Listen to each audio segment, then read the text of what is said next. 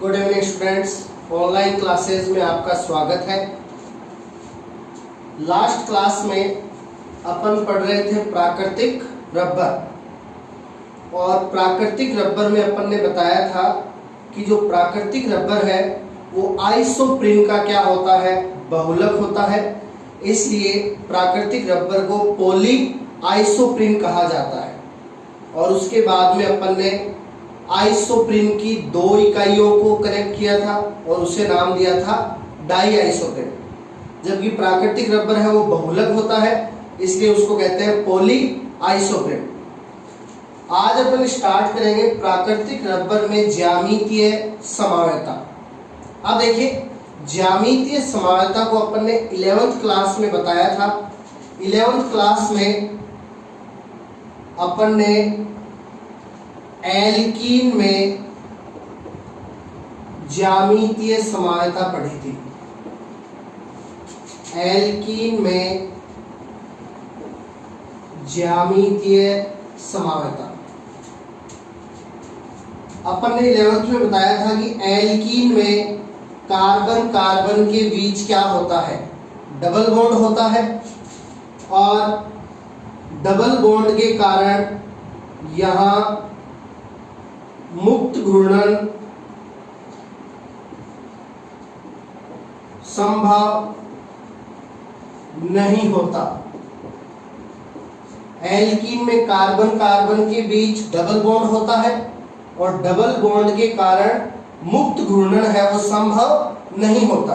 यानी double bond के कारण इन कार्बन परमाणुओं को अपन नहीं घुमा सकते। इनके मुक्त घूर्णन पर क्या लग जाता है, प्रतिबंध लग जाता है। इसलिए जहां डबल बॉन्ड होता है वहां पाया जाता है प्रतिबंधित घूर्णन। तो जहां डबल बॉन्ड होता है वहां कैसा घूर्णन होता है, प्रतिबंधित घूर्णन होता है। मुक्त घूर्णन और प्रतिबंधित घूर्णन को अपन ने जो गत्ते वाले प्रयोग से बताया था। अपन दो गत्तों के बीच एक पेन को लगाते हैं तो दोनों गत्ते हैं वो आराम से घूम सकते हैं। एक पेन लगाया मतलब सिंगल बॉन्ड, और जो गत्ते हैं वो किसको दर्शा रहे हैं, कार्बन को। तो यदि कार्बन कार्बन के बीच सिंगल बॉन्ड होता है तो दोनों कार्बन आराम से घूर्णन कर सकते हैं, जिसे क्या कहते हैं, मुक्त घूर्णन। जबकि यदि अपन दो गत्तों के बीच में दो पेन लगा दें, दो पेन लगाने के मतलब वहां पे आ गया डबल बॉन्ड। उस कंडीशन में वो गत्ते हैं या कार्बन है वो मुक्त घूर्णन है वो नहीं कर सकते। यानी उनके मुक्त घूर्णन पे क्या लग जाता है, प्रतिबंध लग जाता है। तो कार्बन कार्बन के बीच डबल बॉन्ड होने से कैसा घूर्णन पाया जाता है, प्रतिबंधित घूर्णन पाया जाता है। और इस प्रतिबंधित घूर्णन के कारण एल्कीन में पाई जाती है क्या, ज्यामितीय समावयता। तो इस प्रतिबंधित घूर्णन के कारण एल्कीन में क्या पाई जाती है, ज्यामितीय समावयता पाई जाती है। और ज्यामितीय समावयता में दो रूप बनते हैं। ज्यामितीय समावयता में कितने रूप बनते हैं, दो रूप। पहला रूप होता है समकक्ष रूप, जिसको कहते हैं सिस फॉर्म, और दूसरा रूप होता है विपक्ष रूप, जिसको कहा जाता है ट्रांसफॉर्म। अब समकक्ष या सिस फॉर्म में क्या होता है, समान समूह है, एक ही दिशा में होते हैं। समकक्ष या सिस फॉर्म में क्या होगा, समान समूह एक ही दिशा में। जबकि विपक्ष में क्या होता है, विपक्ष में समान समूह है, विपरीत दिशा में होते हैं। तो देखिए,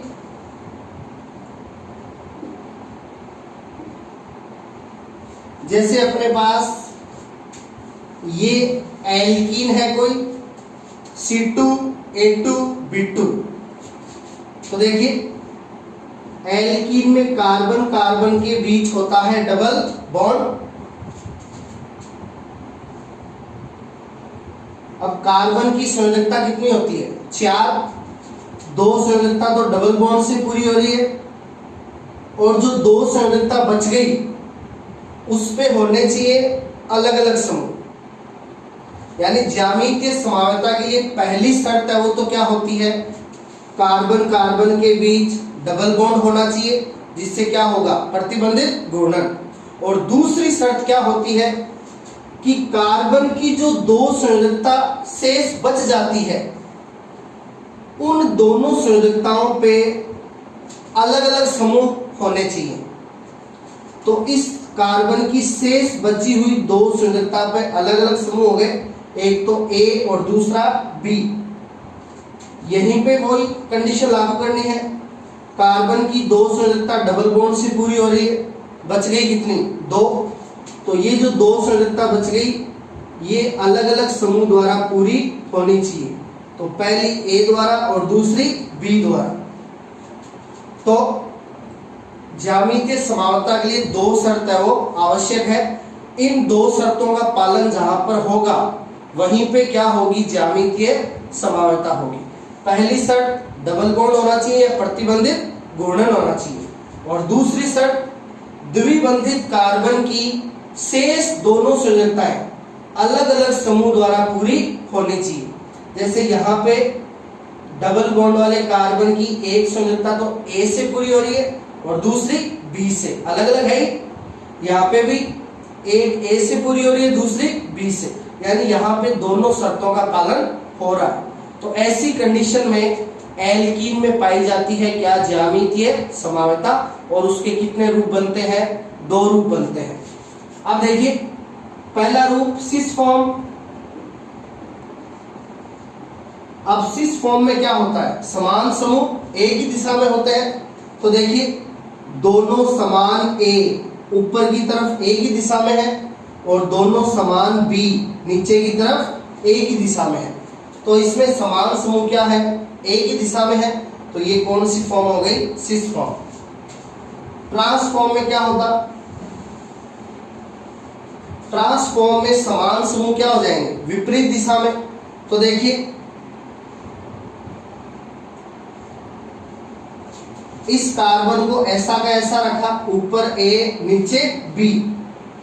इधर वाले कार्बन पे जो समूह लगे उसकी अल्टा पलटी कर दीजिए। B को ले जाइए ऊपर, A को ले आइए नीचे। ये B को ले गए ऊपर, A को ले आए नीचे। तो अब क्या हुआ? देखिए दोनों समान A चले गए विपरीत दिशा में और दोनों समान B है वो भी क्या हो गए? विपरीत दिशा में। तो ये कौन सी फॉर्म हो गई? ट्रांसफॉर्म। तो इस प्रकार एल्कीन में क्या पाई जाती है? ज्यामितीय समावता पाई जाती है। और एल्कीन में ज्यामितीय समावता के लिए कंडीशन है डबल बॉन्ड। अब देखिए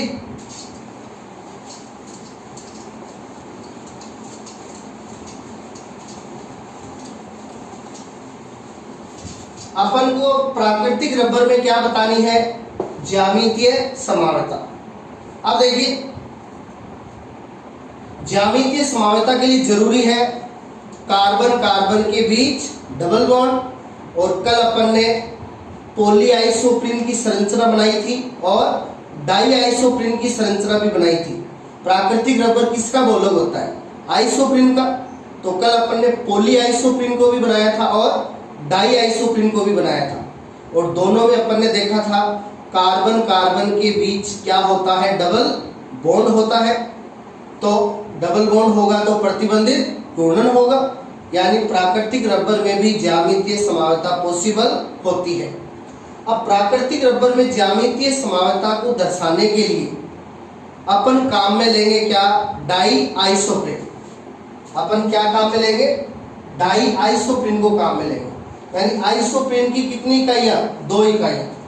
तो कल अपन ने शो किया था CH2 single bond, C CH3 double bond, CH CH2 CH2 C CH3 double bond CH CH2।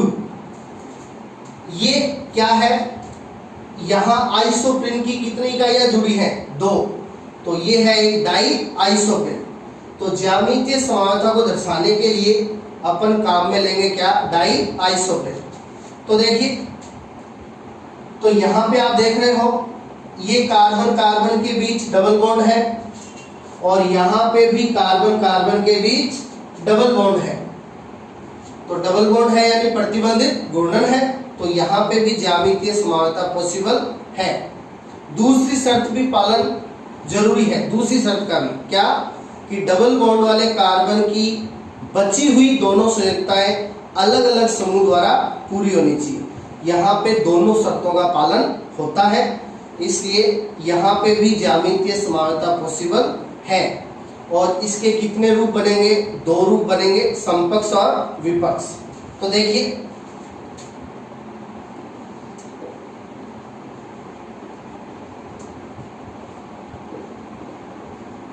पहले अपन बनाएंगे समपक्ष रूप, यानी इसकी सिस फॉर्म। अब जो प्राकृतिक रबर है,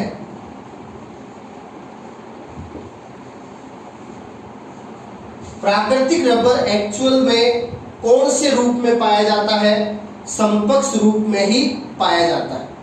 तो अपना जो प्राकृतिक रबर है पॉली आइसोप्रीन, वो एक्चुअल में कौन से रूप में पाया जाता है? समपक्ष रूप में पाया जाता है, सिस फॉर्म में पाया जाता है, ध्यान रखिएगा। तो देखिए, सबसे पहले डबल बॉन्ड वाले कार्बन को शो कर दीजिए। एक तो ये रहे डबल बॉन्ड वाले कार्बन और एक ये रहे डबल बॉन्ड वाले कार्बन। तो सबसे पहले डबल बॉन्ड वाले कार्बन को शो कर दिया। अब देखिए, इस कार्बन से जुड़े हुए दोनों समूह क्या होने चाहिए? अलग अलग होने चाहिए। तो इसके साथ एक तो जुड़ा है CH2, एक जुड़ा है CH3। तो इसके साथ एक तो CH2 को कर दिया ऊपर और CH3 को कर दिया नीचे, दोनों समूह अलग अलग हो गए। तो अपनी दूसरी शर्त है वो पालन हो रहा है इसका। अब इस कार्बन की भी दोनों संयुक्ता अलग अलग होनी चाहिए। देखिए, इस कार्बन से एक तो जुड़ा है हाइड्रोजन और एक जुड़ा है CH2। तो CH2 को ऊपर कर दिया, H को नीचे कर दिया। तो इस कार्बन की भी शेष दोनों संयुक्ता अलग अलग समूह द्वारा पूरी हो रही है, यहाँ पे भी शर्त का पालन हो रहा है। अब ये CH2 जुड़ा है इधर CH2 से और ये CH2 इधर जुड़ा है डबल बॉन्ड वाले कार्बन से। अब इस डबल बॉन्ड वाले कार्बन की एक संयुक्ता CH2 से पूरी हो रही है और दूसरी यहाँ पे है क्या? CH3। तो इसकी भी दोनों संयुक्ताएं क्या है? अलग अलग है। इधर फिर डबल बॉन्ड आ गया, डबल बॉन्ड, फिर डबल बॉन्ड वाला ये कार्बन, इसकी भी शेष दोनों संयुक्ता क्या होनी चाहिए? अलग अलग होनी चाहिए। तो देखिए, इस पे एक है हाइड्रोजन और एक है CH2।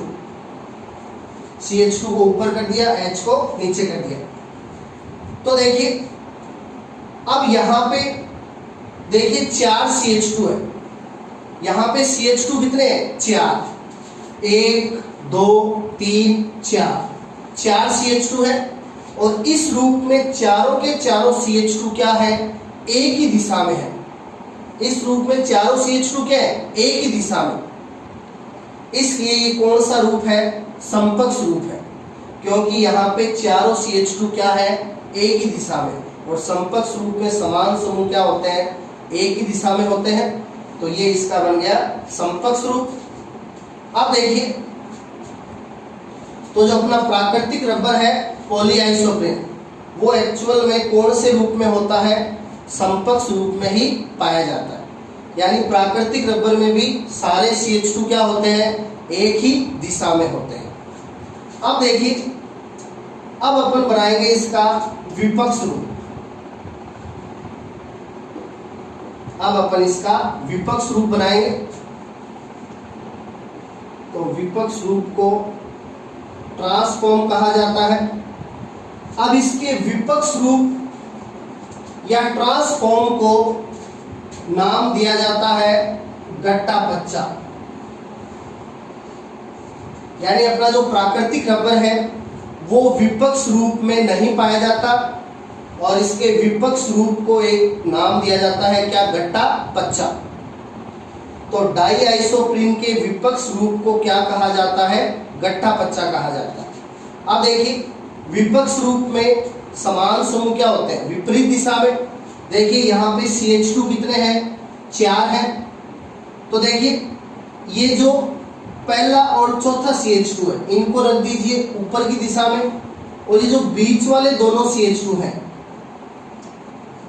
इनको ले आइए नीचे, CH2 सिंगल बॉन्ड CH2, नीचे H और CH3 थे उनको ऊपर ले गए और ये CH2 को ले आए नीचे। ऐसा करने से क्या हुआ, देखिए 2 CH2 तो रह गए ऊपर की तरफ और 2 CH2 आ गए नीचे की तरफ। तो समान CH2 क्या चले गए, विपरीत दिशा में। तो ये कौन सा रूप हो गया, विपक्ष रूप हो गया। और इसके विपक्ष रूप को क्या कहा जाता है, गट्टा पच्चा कहा जाता है। तो विपक्ष रूप है वो प्राकृतिक रबर नहीं होता, प्राकृतिक रबर होता है समपक्ष रूप, और इसके विपक्ष रूप को क्या कहते हैं, गट्टा पच्चा कहा जाता है। तो ये है प्राकृतिक रबर में ज्यामितीय समानता। इसके दो रूप, समपक्ष और विपक्ष, जो अपन को दर्शाने हैं डाई आइसोप्रीन में। ये ध्यान रखिएगा, इसके विपक्ष रूप को क्या कहा जाता है, गट्टा पच्चा कहा जाता है, इंपॉर्टेंट है।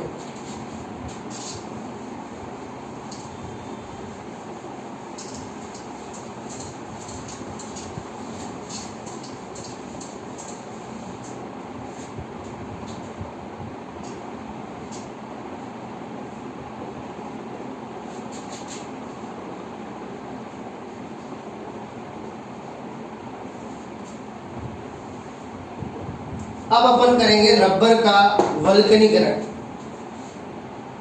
तो देखिए अपन ने प्राकृतिक रबर को जब प्राप्त किया था हेविया ब्रेसिलियंसिस पौधे से, तो अपन ने बताया था कि जो रबर प्राप्त होता है उसमें प्रत्यास्थता का मान क्या होता है, कम होता है। इलास्टिसिटी क्या होती है, कम। उसको अपन ज्यादा लंबा है वो नहीं खींच सकते। जबकि अच्छे रबर में ये क्वालिटी होनी चाहिए कि उसको बाह्य बल द्वारा बिना टूटे अत्यधिक लंबा किया जा सके, और जब छोड़े तो वो वापस अपनी प्रारंभिक अवस्था में आ जाए। इसे क्या कहते हैं, प्रत्यास्थता। तो प्राकृतिक रबर को जब प्राप्त किया जाता है तो उसमें प्रत्यास्थता क्या होती है, कम होती है। तो उसमें प्रत्यास्थता को बढ़ाने के लिए, उसमें प्रत्यास्थता को बढ़ाने के लिए या रबर की क्वालिटी को बढ़ाने के लिए रबर का क्या किया जाता है, वल्कनीकरण किया जाता है। अब रबर के वल्कनीकरण को सबसे पहले बताया था गुडईयर नामक वैज्ञानिक ने। रबर के वल्कनीकरण को सबसे पहले किसने बताया था, गुडईयर नामक वैज्ञानिक ने बताया था। अब देखिए, लेकिन रबर के वल्कनीकरण का जो पेटेंट है वो हुआ था किसके नाम से, थॉमस हैनकॉक के नाम से। तो रबर के वल्कनीकरण को सबसे पहले तो किसने बताया, गुडईयर ने। लेकिन रबर के वल्कनीकरण का जो पेटेंट है वो किसके नाम से हुआ, थॉमस हैनकॉक के नाम से। अब देखिए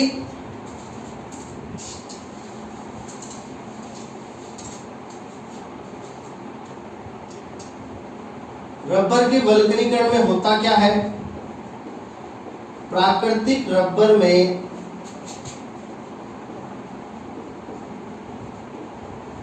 प्रत्यास्थता को बढ़ाने के लिए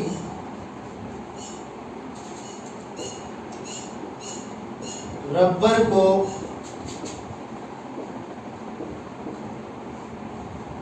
सल्फर के साथ गर्म किया जाता है,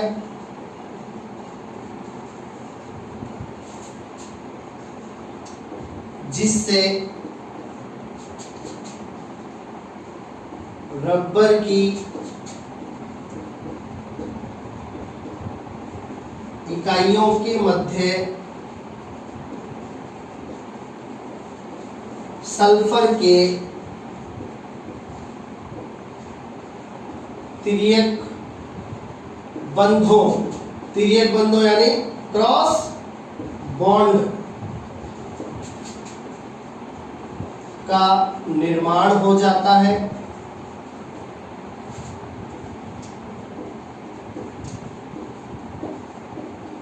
और रबर में प्रत्यास्थता का मान बढ़ जाता है और इसे ही क्या कहा जाता है, रबर का वल्कनीकरण कहा जाता है। और इससे जो रबर प्राप्त होगा उसे कहा जाएगा वल्कनीकृत रबर।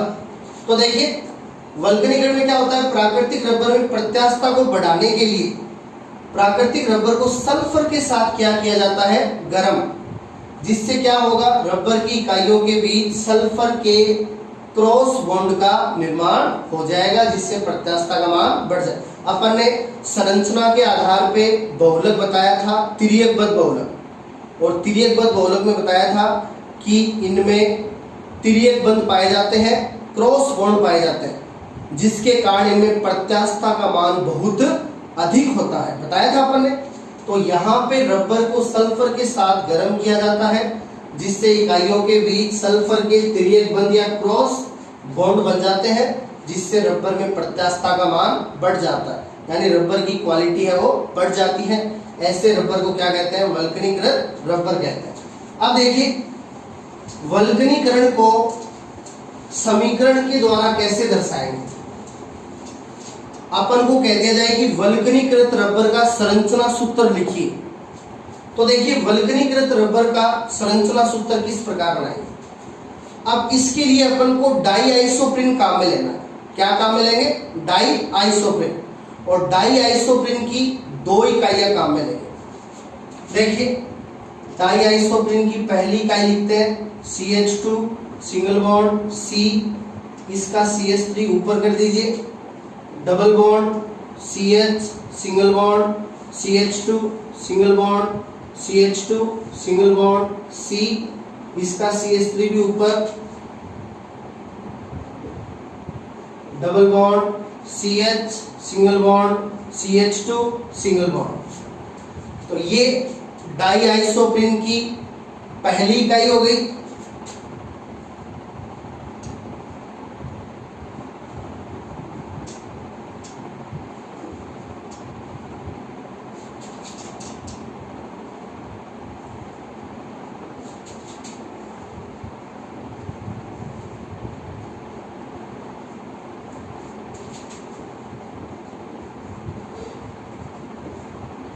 और ये डाई आइसोप्रीन की दूसरी इकाई। तो डाई आइसोप्रीन की कितनी इकाइयां ले ली, 2 इकाइयां। अब वल्कनीकरण में क्या किया जाता है, सल्फर के साथ गर्म करते हैं। तो रबर को सल्फर के साथ गर्म करना क्या कहलाता है, रबर का वल्कनीकरण। तो ये वल्कनीकरण की समीकरण है।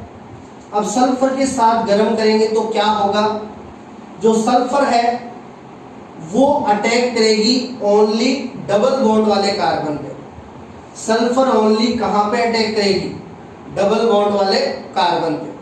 तो देखो डबल बॉन्ड एक तो यहाँ पे है और एक यहाँ पे है। तो सल्फर को केवल कहां पे जोड़ना है, डबल बॉन्ड वाले कार्बन से जोड़ना है। अब सल्फर डबल बॉन्ड वाले कार्बन से जुड़ेगी तो डबल बॉन्ड किस में बदल जाएंगे, सिंगल बॉन्ड में बदल जाएंगे। तो देखिए सल्फर को किस प्रकार से जोड़ना है। अब ये सल्फर डबल बॉन्ड वाले कार्बन पे जुड़ेगी तो यहाँ डबल बॉन्ड की जगह क्या हो जाएगा, सिंगल बॉन्ड। और इन डबल बॉन्ड वाले कार्बन को सल्फर से जोड़ देना। ये रही सल्फर, ये गोले में क्या है, सल्फर है। तो ये इन कार्बन के बीच क्या बन गए, सल्फर के क्रॉस बॉन्ड बन गए। यहां पे भी डबल बॉन्ड था, तो डबल बॉन्ड वाले कार्बन से जोड़नी है अपन को सल्फर। तो इस प्रकार डाइआइसोप्रीन की इकाइयों के बीच सल्फर के क्या बन गए, तिर्यक बंध, क्रॉस बॉन्ड। और इसकी इकाइयों के बीच सल्फर के क्रॉस बॉन्ड बनने से प्रत्यास्थता का मान बढ़ जाता है। अब देखिए, ऐसा रबर जिसमें इकाइयों के बीच सल्फर के क्या बने हो, तिर्यक बंध बने हो, क्रॉस बॉन्ड बने हो, ऐसे रबर को कहा जाता है क्या, वल्कनीकृत रबर। ऐसे रबर को क्या कहते हैं, वल्कनीकृत रबर कहा जाता है। तो ये वल्कनीकृत रबर की क्या है, संरचना है। तो वल्कनीकृत रबर को कैसे दर्शाओगे, डाइआइसोप्रीन की ऊपर एक इकाई और डाइआइसोप्रीन की नीचे एक इकाई, और डबल बॉन्ड वाले कार्बन को जोड़ दीजिए किसके द्वारा, सल्फर के क्रॉस बॉन्ड से। तो वो वल्कनीकृत रबर की क्या है, संरचना। और आप देख सकते हो वल्कनीकृत रबर में कोई भी डबल बॉन्ड है वो नहीं पाया जाता। क्यों, क्योंकि डबल बॉन्ड वाले कार्बन पे क्या जुड़ गई, सल्फर। तो वल्कनीकृत रबर में कोई भी कार्बन कार्बन के बीच डबल बॉन्ड नहीं पाया। तो ये अपना टॉपिक है रबर का वल्कनीकरण और वल्कनीकृत रबर की संरचना। नेक्स्ट क्लास में अपन स्टार्ट करेंगे कृत्रिम रबर। तो अपना जो प्राकृतिक रबर है वो कंप्लीट है, अगली क्लास में अपन कृत्रिम रबर है वो स्टार्ट करेंगे। Thank you.